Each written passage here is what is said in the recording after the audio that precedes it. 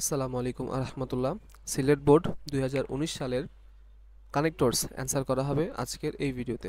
প্রথমে আমি পুরো অ্যান্সারটা একবারে বলে নিই। Honesty is a divine virtue. The man who possesses this quality is the happiest person in the world. To be honest, a man should have trustworthiness because nobody trusts a liar.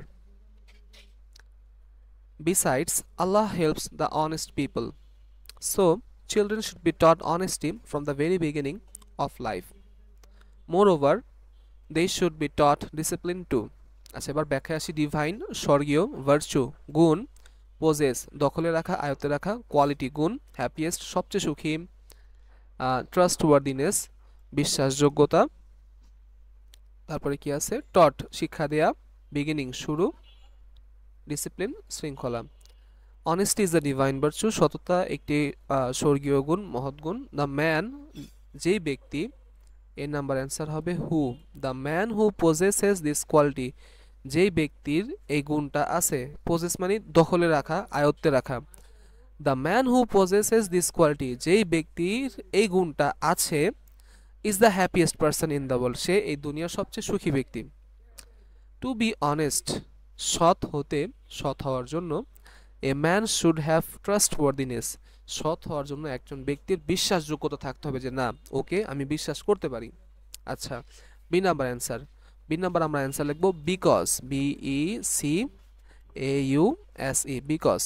Because nobody trusts a liar, কারণ কেউই লায়ারকে বিশ্বাস করে না। Liar মানে মিথ্যাবাদী। C number answer besides, BESIDES, besides মানে তাছাড়াও বা অধিকন্তু। Besides Allah helps the honest people, তাছাড়াও মহান আল্লাহ সৎ ব্যক্তিদের সাহায্য করেন। D number so, D number answer হবে সো, বাংলা হচ্ছে তাই। So children should be taught honesty from the very beginning of life, এখানে ভেরি মানে ঠিক, তাই শিশুদেরকে তাদের জীবনের ঠিক শুরু থেকে আমাদের অনেস্টির শিক্ষা দিতে হবে। ই নাম্বার অ্যান্সার হবে ইভেন বা বিসাইডস বা মোর ওভার, আমরা মোর ওভার দিয়ে চালাই, সবগুলো অ্যান্সারই সঠিক। Moreover, OVER, moreover বাংলাদেশের তাছাড়াও অধিকন্তু। Moreover they should be taught discipline too, তাছাড়াও তাদেরকে আমাদের ডিসিপ্লিনও শিক্ষা দিতে হবে। আশা করি এই ক্লাসটা আপনাদের উপকারে আসবে।